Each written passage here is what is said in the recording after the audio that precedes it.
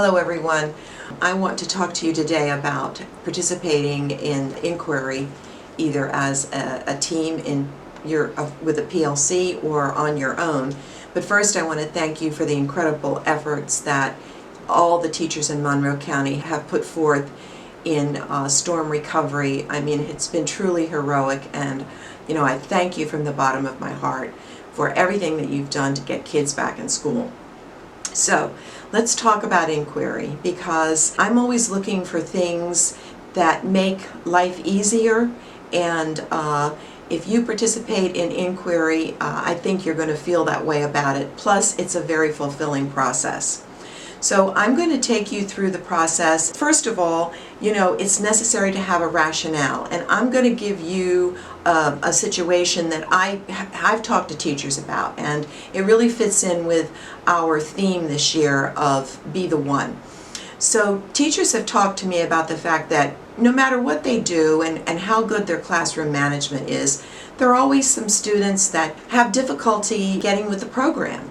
These students really need some special treatment. I've seen that through discipline referrals as well, that respect is an issue with some students, and a lot of times that's because they've lost trust. When you lose a sense of trust, it could have happened to them at home. It's difficult for you to be forthcoming, and so it's necessary for a teacher to start building a relationship once again.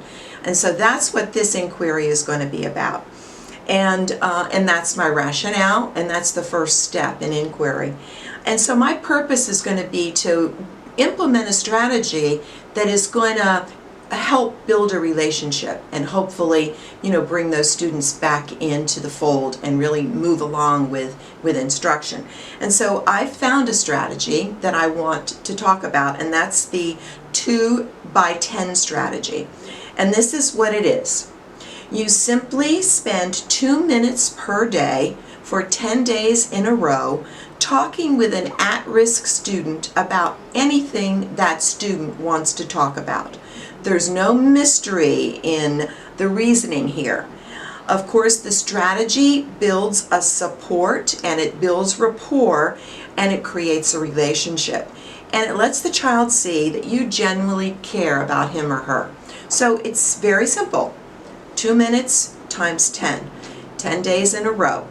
That would be my purpose. The next step in inquiry is called wondering. So I'm wondering, if I do that strategy consistently for those 10 days, is it going to make a difference for the child? And is it going to make a difference for what goes on in the classroom?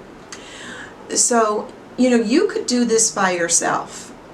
Conduct that kind of inquiry, but it's even more fun if you do it with a group of teachers, because you could spread out and do different things. For instance, you can speak to the child, let's say, on the way to the lunchroom, or you could catch the child at the end of the day, or you could perhaps do it the first thing that you see that child in the morning.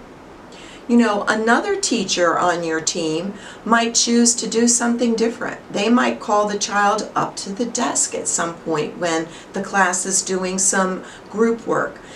So, there are all kinds of nuances. This is action research. What you're trying to do is find out the best way that you can work with that child and the best way that this strategy is going to make a difference. I recommend that you do it as teams. You might choose another strategy.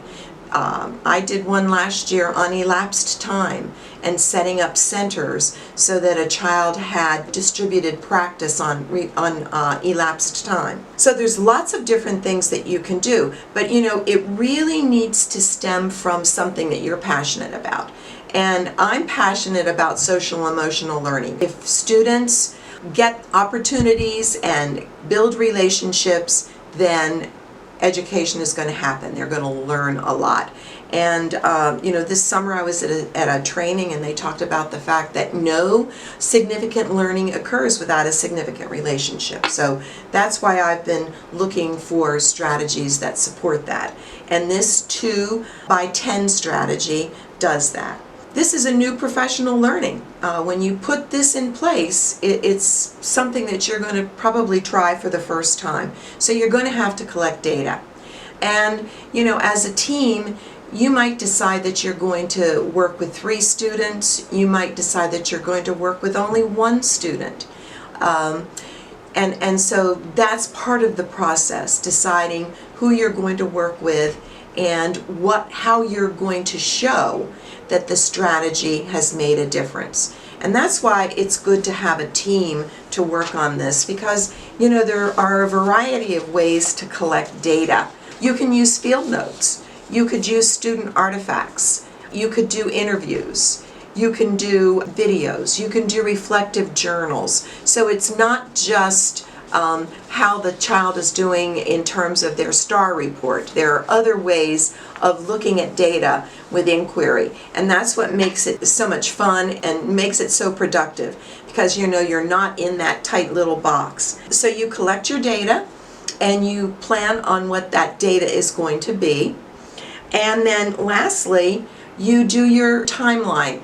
And what I'm recommending is that you spend the second quarter looking at research, talking, deciding who the student is going to be or students are going to be.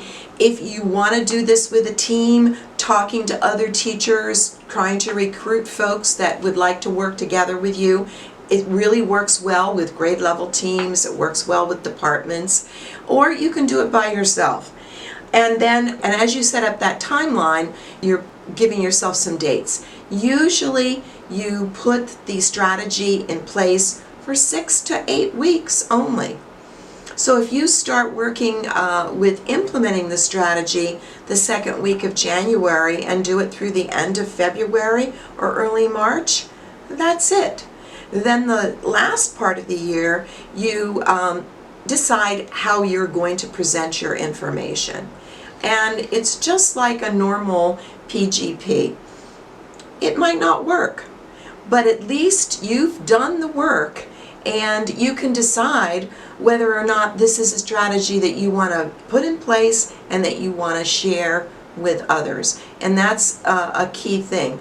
So Sarah Morton and the curriculum team, we've put together a PLC inquiry-based set of documents, very easy to follow, and I think you will enjoy working through them. I'm going to talk just a little bit about this whole process that I went through, and there's going to be a slide on that, and it just talks about the spiral of inquiry. So it's scanning and collecting evidence, focusing on what you want to do, developing a hunch. That's what I was basically doing with this 2x10 strategy. I have a hunch that that might work and help me build a relationship with some of my students that are, kind of distracting and stopping the forward flow of my classroom. And then the new professional learning comes in when you actually try it. You can make multiple attempts with this and just really massage it to see if it works. And then you analyze students' progress. So I really recommend that this be something that you're passionate about, that you really want to find a solution in your room, and you're willing to, do some action research. That's another name for inquiry.